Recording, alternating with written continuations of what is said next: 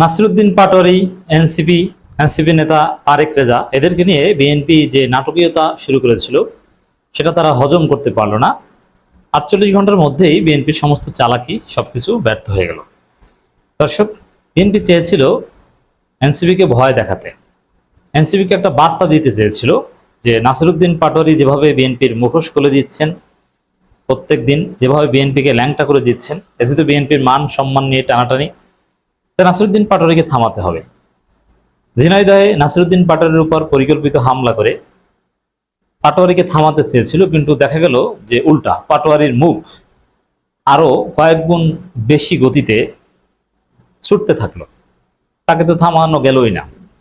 এবং তারেক রেজাকে গ্রেপ্তার করে একটা বার্তা দিল যে এনসিপি, তোমরা যতই জুলাইয়ের ইমাম হও, সে গায়বানা জানাজার ইমাম হোক আর যেই হোক না কেন, we don't care for that, আমরা যে কাউকে গ্রেপ্তার করতে পারি এবং ডিবি দিয়ে তুলে নিতে পারি, আমরা কিন্তু কম নৃশংস নয়, অতএব তোমরা সোজা হয়ে যাও, ঠান্ডা হও, নইলে কিন্তু তোমাদের খবর আছে, এরকম ধরা হবে।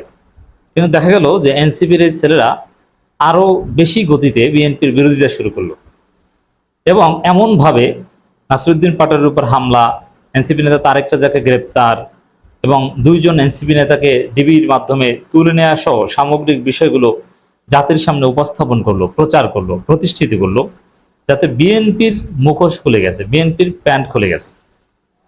দেখেন, বিএনপিকে মানুষ মনে করছে এখন এনাদার আওয়ামী লীগ, যে আওয়ামী লীগ যেরকম ডিবি দিয়ে ভিন্ন মতের লোকজনকে তুলে নিত বিনা অপরাধে, সেম থিং বিএনপি করছে এবং মানুষ বিশ্বাস করছে, এবং এনসিপি মানুষকে বিশ্বাস করাতে পেরেছে, জামাত শিবির বিশ্বাস করাতে পেরেছে যে এই যে দেখেন, বিএনপি হামলা করে আবার বিএনপি মামলা করে গ্রেপ্তার করায়, তো কোনো পার্থক্য নেই।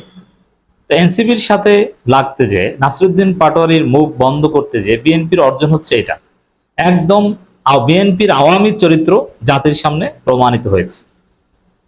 এতে তো বিএনপি মোটর সফল হয়নি। এবং আন্তর্জাতিক সম্পর্কে, আন্তর্জাতিক মানবাধিকার সংস্থাগুলোর কাছে বিএনপির উপর একটা ব্ল্যাক স্পট পড়ল, যে বিএনপি এভাবে ডিবি দিয়ে ভিন্ন মতের লোকজনকে তুলে নেয় এবং ভিন্ন মতের উপর হামলা করে বিএনপি নিজেরাই তাদেরকে গ্রেপ্তার করে, তারা মামলা দেয়। কি মনে করেন যে এই যে নাটকীয়তা বিএনপির, নাসিরউদ্দিন পাটোয়ারির উপর হামলা করে তাদের বিরুদ্ধে মামলা করে তারেক রেজাকে গ্রেপ্তার করানো এবং 2 জনকে ডিবির মাধ্যমে তুলে নেওয়া, এনসিপি কি এটা বিদেশিদেরকে জানাবে না? মানবাধিকার সংস্থাগুলোকে বলবে না? অবশ্যই। শুধু এটা না, এখানে ভয়াবহ মানবাধিকার লঙ্ঘনের ঘটনা ঘটেছে। দর্শক, হাসনাত আব্দুল্লাহর একটা ফেসবুক পোস্ট থেকে আমরা যেটা জানতে পেরেছি, এবং আপনারা সংবাদ সম্মেলন দেখবেন হাসনাত আব্দুল্লাহর, এটা নিয়ে আমরা আবার আলোচনা করব, ডিটেইলস বলবেন।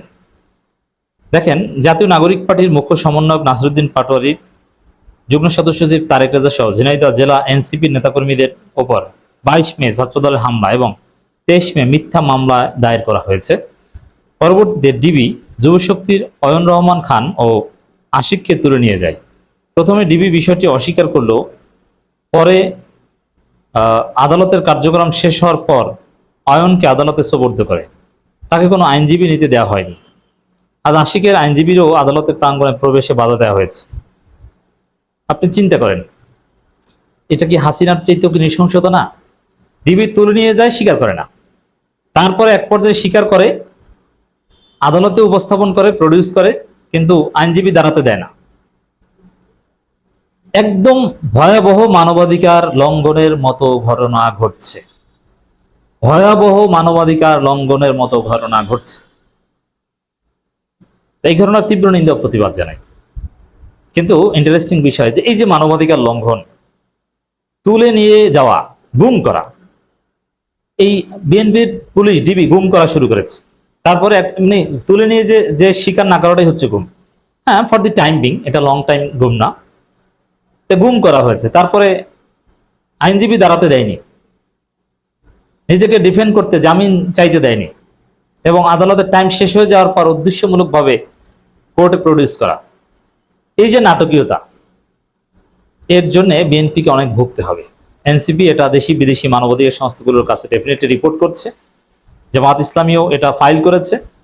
বিএনপির বিরুদ্ধে যেখানে যেখানে বিচার দেওয়া লাগে সময় মতো বিচার চলে যাবে বা গিয়েছে। এরপরে এই যে নাটকীয়তা বিএনপির, এটা এই যে ভয়াবহ মানবাধিকার লঙ্ঘন, 3 মাস, এটা হাসিনা কিন্তু ক্ষমতায় আসার 7 বছর পর শুরু করেছে। হাসিনা প্রথম দিকে এরকম তুলে নেওয়া এগুলো করতো না। 2008 সালে, 9 সালে, 10 সালে, 11 সালে, 12 সালে এরকম করতো না। তারা স্বাভাবিকভাবে গ্রেপ্তার করতো বা নির্যাতন চালাতো।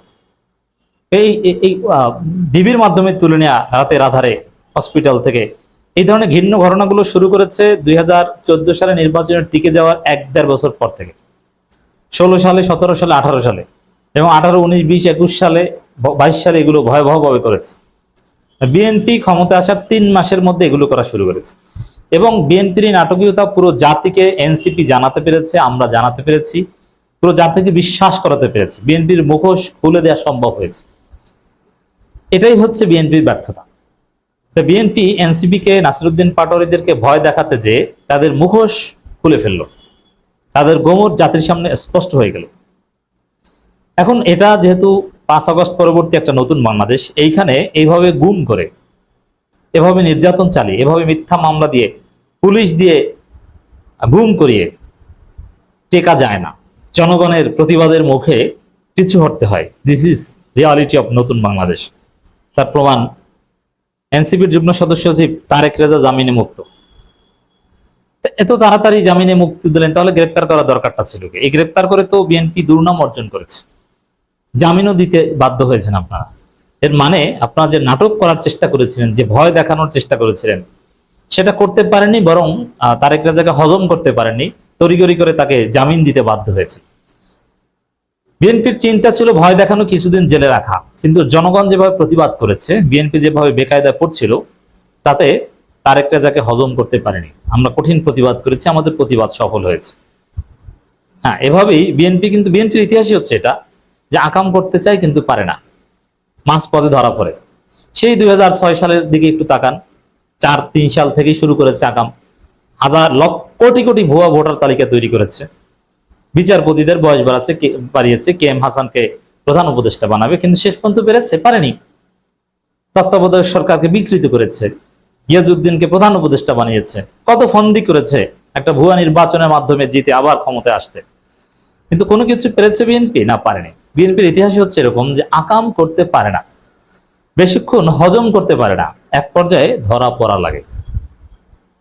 বাস্তবতা এখানে এরকমই, বিএনপি ধরা পড়েছে এবং বিএনপির যে সমস্ত নাটকীয়তা, গোমর, এগুলো সব এনসিপি জাতিকে বোঝাতে সক্ষম হয়েছে।